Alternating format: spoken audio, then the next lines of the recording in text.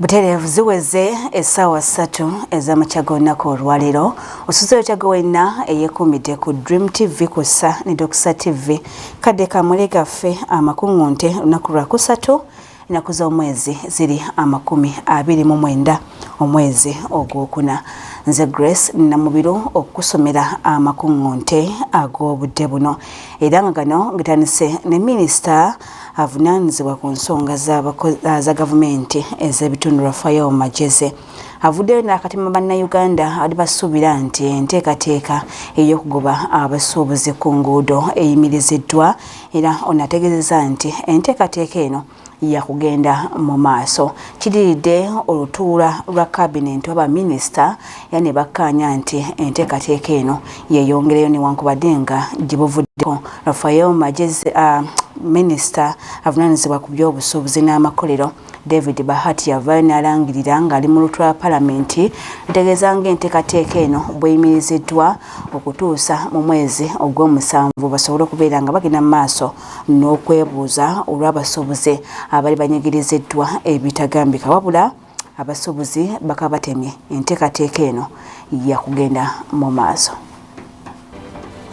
So I'm here to inform you that Cabinet at its sitting yesterday, the 27th April 2026, agreed and resolved that the implementation of the trade order should continue as earlier planned. And this was because I think previously in Parliament we informed the House that we had suspended the trade order. And that was because we had had a meeting with some petitioners, and that is the leadership of Born Again and Pentecostal churches in Uganda, as well as the Federation of Uganda Traders Association. They had come to us with a number of concerns. We listened to them. They asked for a little more time, so we had agreed that specifically the demolition of churches be suspended to allow the churches time to improve their structures, to get their building plans approved, and so on. But Cabinet has decided that the trade order continues, and accordingly we as a Ministry of Local Government are going to strengthen implementation of this policy and law with the following steps. Number one, we're going to step up community sensitization to make sure that everyone is on board. One of the complaints was we had rushed into implementation of trade order without bringing on board the community. So people needed to be informed about this, and we're going to step it up. 3, to ensure proper food handling, to stop cooking and selling of food, including fruits and vegetables, on top of sewer lines, drainages, and other unhygienic places. Kale mwega famala amakuŋŋunte akakiiko akataba enzikiriza ez'enjawulo mu ggwanga aka Inter-Religious Council of Uganda kasabye akakiiko ka palamenti okusuula ebbago ly'etteeka erya Sovereignty Bill nga lino nno lireetawo obwetengeredde bw'eggwanga kw'ossa n'okulondoola ensimbi eziyingizibwa kuno ng'obuvujjirizi. Era okusinziira ku kakiiko gamba nti etteeka lino lisuulibwe mu kaseero kubanga ebigendererwa byalyo bya kunyigiriza bannansi n'okusingira ddala enzikiriza oba eddembe ly'enzikiriza. Kati bano babadde balabiseeko mu kakiiko ka palamenti ak'ebyamateeka era nga bakulembeddwamu akulira enzikiriza y'abalokole mu ggwanga era atuula ku kakiiko kano Dr. Joseph Serwadda. Yodde obuteeka obutonotono obuli mu mateeka ag'enjawulo ne bwagala okwekolawo ng'etteeka eriwedde naye nga byonna bye boogerako biriwo naye nga birina awalala. Ekyokulabirako tulina etteeka erya NGO, tulina etteeka erya financial erya FIA, financial intelligence, tulina etteeka amateeka amalala mangi nnyo tugababuulidde mugawulidde kati amateeka gano gonna bagenzi balondalondayo obuwaayiro ne bagattagatta kati tubagamba temuleeta pya liri mulireke temulyetaaga. Ekyokubiri etteeka buliwuliriza ekirireesezza kulinga ndowooza kukwata babbiina banyaziina bwowuliriza naye ate ligenda lisala mpolampola nga ligenda liyingirira ate ennyingiza y'abantu nga te wano emabegako myaka tiginawera 2 abamu kumwe mwali mukyalina bato etteeka lyayisibwa neggwanga ne likkirizibwa okukolagana n'amawanga amalala abaana baffe abato bagende mu mawanga ago bakole kasente bafune kasente akawerako balabirire famirizi zaabwe n'obulamu obulala obutali mu nsi yaabwe. Ekyo kibadde kikola era ng'abaana abo bagenda bwabeerawo ekibabaddeko tujulira etteeka eryabatwala oba mwe bagendera kati eryo liringa ate nalyo libagenda okutta kubanga bwe mbanga ngenda e Bulaaya sente mutabani wange oba muwala wange ali eyo n'akola ng'ate ensimbi zakola tezigasaka kigasa ki? Tulabanga eryagala okwogera n'abantu abanene dola emitwalo 10-15 miliyoni 4-5 naye ligenda likampolampola mu kuwandiika ne lituuka ne kasente ke bayita $10. Awo wali obuzibu. Ekirala ligenderera okutaasa kibayita sovereignty. Eggwanga okubanga lyetongodde nga likola ebyalyo ng'eggwanga ne bwe litaba n'amateeka ekiremye abantu bano okukola kwe kusomesa paalamenti eremeddwa okusomesa abantu baayo. Muddeeyo musomese patriotism, muddeeyo musomese nationalism, abantu mbayigiriza okwagala eggwanga lyabwe muli baagaze mulikolemu ebintu ebigambisa omuntu sina kintwala gindi Uganda emmala naye buli gwowa chance okuva e Uganda adduka buddusi buli gwowa chance nomuga nti nkwadde ka chance jangu agenda bugenzi kubanga eggwanga kumpi bano abali mu parliament balitutamiza eggwanga balitamiza abantu ffe abaliremeddemu tulemiddewo lwakuba tuli ŋŋumya mutwe tuli bitwe ggoba naye abantu banyiivu kakati ate bwoleeta ekintu bwekiti balengera n'ekikumi kyembadde ngenda okukola nakyo bakyagala ate bakiringiriza n'ogenda ng'oyingira eno ddeeri buli muntu tewaliwo gye batagenze in the area of ebitongole nga ebyeddiini kyakulabirako mu mbuulire y'enzikiriza eterina sponsorship kuva walala amasinzizo gonna nga sisazemu oba makereziya oba makanisa oba mizigiti byonna biriwo ku nsimbi z'abantu balala. Omuzigiti omukulu baguyita na Gaddafi. Lwaki? Kubanga sente zaguzimba omusajja yazituwa gwe gulina erinnya eddala naye fuula okuba tumanye ensimbi gye zaava baguyita Gaddafi. Kakati bwoddira noga nti ensimbi zonna ezibadde ziveeyo eziva awalala wonna ziveewo oba oyingiridde ate ebintu bingi ebikuleetera okukukyawa kati abantu bakyawa mpolampola ate ffe twagala Uganda ngerimu okwagalana twagala Uganda ngerimu enkolagana twagala Uganda nga abantu bonna buli alaba munne alaba wa Luganda alaba mutowe alaba mukulu we alaba muzadde we alaba mwana we eyo ye Uganda gye twagala omuli emirembe omuli okuteesa ati gana amateeka gano bwe gatyago gayitire eyo nga galumbiriza gajja kubakola bubi. Kyetuvudde tuwakanya ne tugamba nti bwe kiba kisoboka liviirewo ddala si ffe tusalawo neffe recommendations zaffe zigamba terikola Uganda terikola. Kale oyo nno yakulira enzikiriza y'abalokole mu ggwanga ne presiding apostle Dr. Joseph Serwada ku nsonga y'ebbago ly'etteeka erya sovereignty bill lye bagamba nti teryaleeteddwa omutima mulungi era nga baagala lissuulibwe mu kasero. Minisita w'Obwakabaka bwa Buganda avunaanyizibwa ku nsonga za gavumenti ez'ebitundu mu Bwakabaka bwa Buganda Joseph Kawuki asabye abantu ba Buganda okwongera okwenyigira mu nteekateeka ey'okukuuma n'okulwanirira ebintu by'Obwakabaka okuva eri bannakigwanyisi abeesomye okubeera nga babyezza. Minisita okwogera bino asinzidde ku mbuga e Bulange Mmengo ku mukolo ogwa Luwalo Lwange ogwetabiddwako bannabuddo kw'ossa ne bannabugerere. Nga n'obulyake n'obukumpanya bukudde ejjembe mu kitundu kyaffe kino ekya Buganda, ng'abantu bangi beekweka mu buli mbeera okussaawo emiwaatwa egitwala ebintu bya Ssaabasajja Kabaka. Mugerere atera okutuusa alipoota ez'enjawulo embuga n'emu wano abyogedde, naye zonna zijjuddemu abantu abaagala okukumpanya ebintu by'Obwakabaka.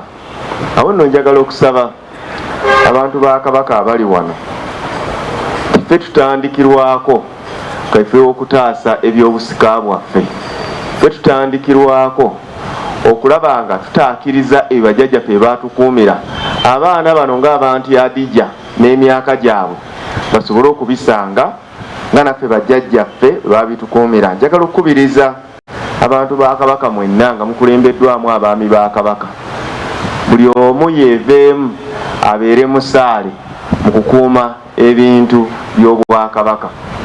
Eddoboozi ligenda okujja nga liyamba buyambi kugatta ku mmwe bye mukola.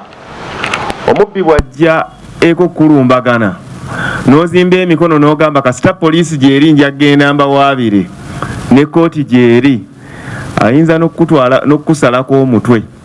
Naye bw'okuba enduulu oba sinakindi bw'ojjayo effumu n'akulaba ng'okutta effumu agamba omusajja ono taatabaalike. Awo nno njagala okusaba abantu ba Ssaabasajja Kabaka mwenna, bw'obanga obadde ozinga emikono n'ogamba kasita e Bulange waliyo minisita, waliyo Buganda Land Board, waliyo Ssaabawolereza, eriyo Katikkiro, eriyo Ssaabasajja Kabaka, manya nti oba ofaananyeeko omuntu awulira nga ababbi bali ku luggi ne yeebaka n'agamba nja kgenda enkya ku poliisi nkole ki, ngitegeeze. Njagala okusaba abantu ba Kabaka tuleme kuzinga mikono, tunaagenda okuzuuka nga ebyaffe bikoze eki, biweddewo.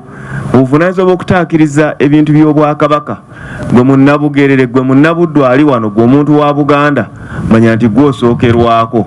Tubeere kumu, tukole ku bintu byaffe, tubikyuse, tukyuse embeera, tujja kulanga tuli ki nga tusobola okutambuza obulungi. Musitula mutindo tulinayo omulamwa gw'ebyobusuubuzi. Ebyobusuubuzi bye tukola biri ku mutindo. Abalina ebyuma by'emmwanyi, emmwanyi ezo z'okuba ziri ku mutindo, era kubanga ositudde omutindo gw'emmwanyi mu kuzirima n'okuziba mu kyuma, kigamba emmwanyi ezo eza kiragala baziyita za kiragala, green coffee, muzituusizaawa. Kale bwe tuyongerayo Namulega ffe amakuŋŋunte abakulu mu kibiina ekiri mu buyinza ekya NRM batandise ku nteekateeka ey'okusunsula abo abeegwanyiza entebe y'obwa ssentebe mu disitulikiti ey'Ekikuube. Ssentebe w'akakiiko ak'ebyokulonda mu kibiina kya NRM Dr. Tango Doi kw'ossa n'abalala abakwatibwako ensonga babitaddemu engatto okwolekera Ekikuube. Eihanga haliikire abantu bakumanye kola tukusaba tukome n'obusinge obugabe mu bugalulira abantu kandi akaruru abantu mubahereza akaire oba 2 weeks nuko abantu baije besoboleho bamanye buli kyaro naka aina reason ki yo engambo ngo haliyo omuntu oleda amazire kurabwa ruli bamurabize kubanka flaga bearer waitu wa Kikuube district. Alekyo tularuga mu kalitange egyo tumazireko maflaga bearer okusaba kwange kuli nti busawo bw'okulembeza bono butaruga hali Ruhanga deka kadde taraba akomerwemu tuteeke mu kinisa ky'abandi abalaba bayizire. In the world, the whole world, there is no election which has ever been free and excellent. It is always free and fair. Even when voting the Pope, we can't know what happens inside there because we only see the smoke. We shall give them time, which will end by next week. Because they have to pay fees. nti abokuba bayina kusasula obusuulu. They have to make sure that their papers are correct. Era kubasaba mukolo okulwana kwonna okwa buli kala okufuba okulaba nga batugenda mu kalulunga ennaku z'omwezi 10 tetweyuzaamu oyo gwe muba mwalonda atukwatire fulaga ffenna tuyimirire emabega we tuleme okwekyusa omuntu owuwo gwowagira ne bw'aba takutte fulaga bannange kyabutonde. Caution tribalism. Chikube is a cosmopolitan district. Cosmopolitan in that it has attracted all folds, all tribelets, all ethnic groups. So if a candidate goes tribal, we shall disqualify him so that he becomes a tribal leader. He can campaign, abuse other tribes. When we get evidence. Kale. Ate yo ya fesi ya Ssentebe wa NRM Kyambogo etongoza ebikujjuko ebigenda okubeera nga bibayisa mu nnaku ezisigaddeyo. President Yoweri Kaguta Museveni abenga alayizibwa ku kisanja kye ekyomusanvu nga emikolo gino egy'okulayizibwa kwe gyakubaawo nga ennaku z'omwezi 12 omwezi ogujja ogwokutaano. Kati kulya yafeesi eno Hajjati Hadija Namyalo agamba nti si musanyufu n'ebikyaganye okubeera nga bituukirizibwa wabula alina essuubi nti mu kisanja ekiddako ekyomusanvu gavumenti ya NRM yakubeera nga ebituukiriza.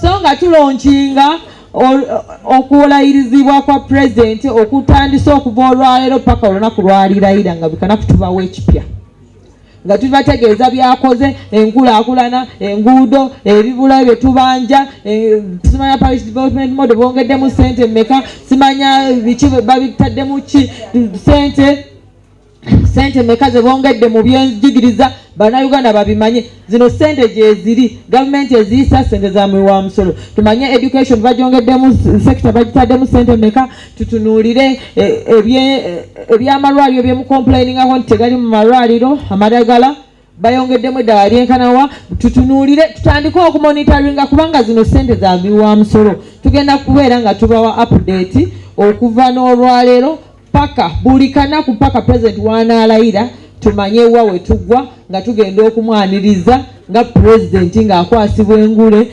ng'alayizibwa mu butongole nga president omupya ow'ekisanja kino akwasibwa obuyinza obupya okubeera president waffe ow'eggwanga lyaffe Uganda.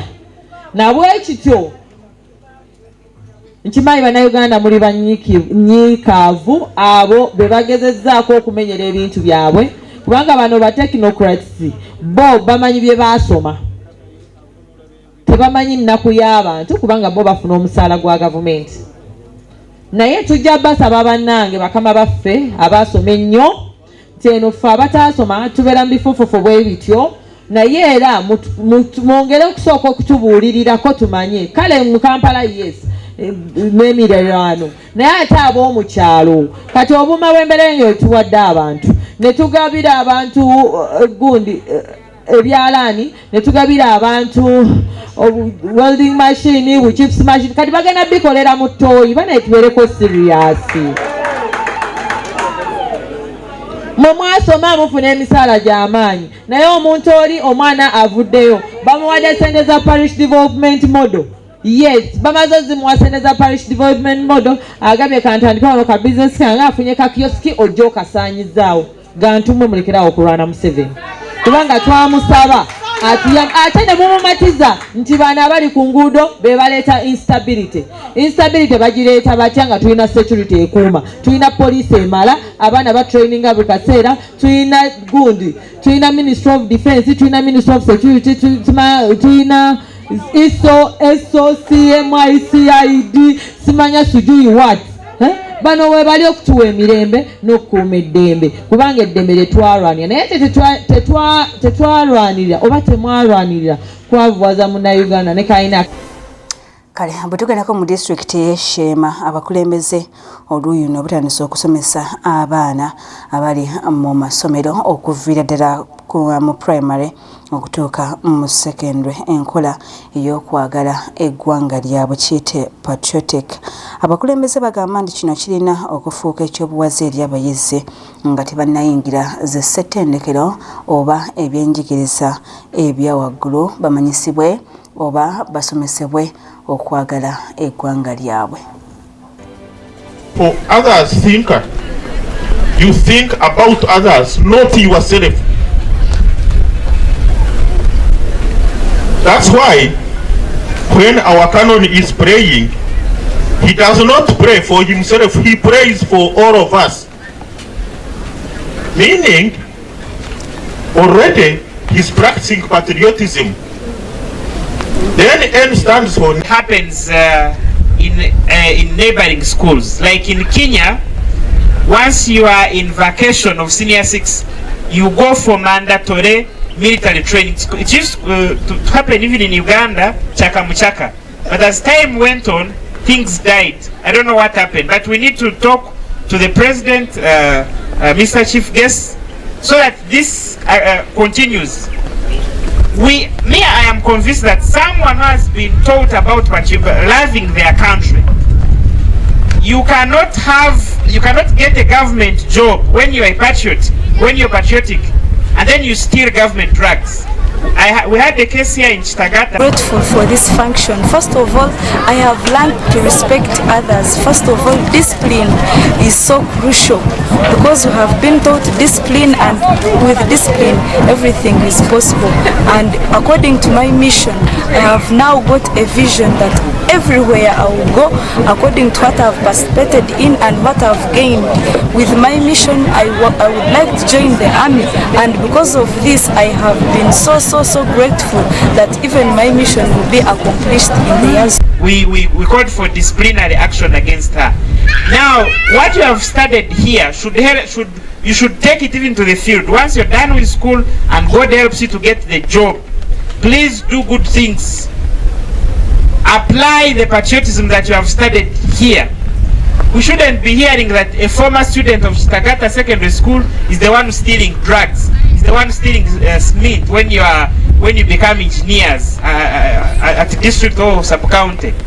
The incoming mayor is already warning that he's going to deal with them. Those are the things we are struggling with in government.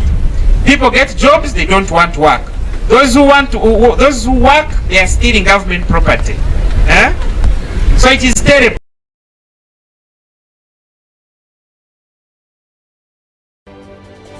Kale bwe tugendako mu bitundu eby'Embarara, ettendekero lya Mbarara University of Science and Technology litongozza enteekateeka ey'okuzimba ekizimbe omunaatendekebwa abayizi abasoma obusawo. Awamu ne yafeesi z'abakulu ku ttendekero lino era kusinza ku Professor Paulina Byachika ng'olunno yamyuka Chancellor ow'okusatu asiimye gavumenti okuyita mu Ministry y'ebyensimbi olw'okusitula omutindo gw'ebyenjigiriza ku ttendekero lino. Coordinating all the functions of the College of Health Sciences. The brain also has the brain stem. The brain stem is right there. That is number 5. That is the auditorium, the cafeteria, and the wellness center. Next is the School of Biomedical Sciences. That includes all the teaching spaces, storage, laboratories, and at the last floor we have 2 large multi-purpose halls which can each seat 500 people. This is the NEMA certificate, the approvals from the city authority, the building permit and the development permit. Yes, for the first phase 90 billion project, those are approved drawings. The city council. Once completed, the Mass College of Health Sciences will attract local, regional and international students and specialists, bolstering Uganda's capacity for advanced and highly specialized medical health care, including medical tourism and advanced research and innovation output. As we hand over this site today, we reaffirm our commitment to accountability, to partnership and excellence. We will work closely with all stakeholders to ensure that this project is implemented efficiently and successfully. Allow me to thank by many things happening, but this is the most important one that we think will lead us to where we want to be as a center or a university of excellence in training health professionals of all kinds. And we hope that our numbers with these facilities will grow. I think the anticipated numbers the college will train at some point will be in the range of 25,000-30,000 health professionals coming from not just this region, but Uganda and international community as well. This is a landmark. This is an indelible key performance indicator because it transcends, it's so transactional that getting you to the ground. Kale n'emboozi eyo katugendeko mule gaffe ag'ebunaayira era nga tugenzeko mu ggwanga erya Ivory Coast.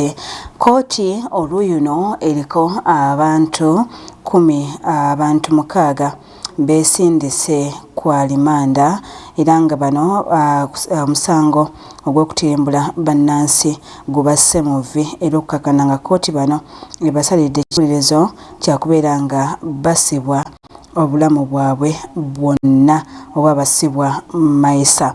Kati bano okuvunaanibwa 6 kiddiridde obulumbaganyi obwakolebwa mu ggwanga erya Ivory Coast era nga obulumbaganyi buno bwakolebwa abayisiraamu aba jihadist mu mwaka gwa 2020 era nga mu bulumbaganyi buno obwakolebwa abasirikale mu ggwanga oba amagye abajaasi 10 bebabugulamu obulamu okumpi n'ensalo eya Kafolo ku kyalo ekiri mu maserengeta ag'eggwanga. Kati bano okukwatibwa kiddiridde obulumbaganyi buno okubeera nga bwakolebwa mu kiro ekyakeesanga ennaku z'omwezi 12 ne 11 kiro ekyakeesa olunaku nga 10 nenga 11 omwezi ogw'omukaaga era nga zino ennaku 2 abantu oluyuno basula ku bwerinde obw'amaanyi kubanga ebikolwa eby'ekitujjo bingi ebyakolebwa bajihadisiti bano era nga bano basalawo okubeera nga beekukuma okumpi n'ensalo eya Burkina Faso. Kati bano abavunaanibwa babadde 45 abakwatibwa ku misango gino wabula nga 6 ku bano bakusibwa mayisa, 17 bo basaliddwako ku kibonerezo kyabwe nga bakusibwa emyaka 20 so nga ate bo abalala bakubeera nga basasula engassi ya bukadde bwa $809 kosa n'abala era abasaliddwa ku kibonerezo kyabwe nga bo bakusibwa emyaka 5 so nga ate abala 21 bo basonyiyiddwa era nga bo bakubeera nga essaawa yonna bayimbulwa okudda ewaabwe newankubadde ng'era nabo bakubeera nga bafuna ekibonerezo ekisaamusaamu nga tebanakubeera nga ate baddizibwa okwabwe. Kati abamu ku bajaasi abattibwa mu bulumbaganyi buno obwakolebwa abajihadisiti bo basobola okubeera nga baziikibwa newankubadde ng'eggwanga likyagenda mu maaso n'okubeera nga libakungubagira. Kale ebyo nno ebimu ku ebyo ebiva mu ggwanga erya Ivory Coast. Mwega fama kungonte bugati bugatambudako obudde buno webale kutugoberera gwe abali naffe okuva gitwotanikidde amakungonte. Nze Grace namubiro kamagalize olunaku olungi temwerabira nti ku ssaawa emu yakawungeezi tubeera na Mwega famala amakungonte kale temugasubwa.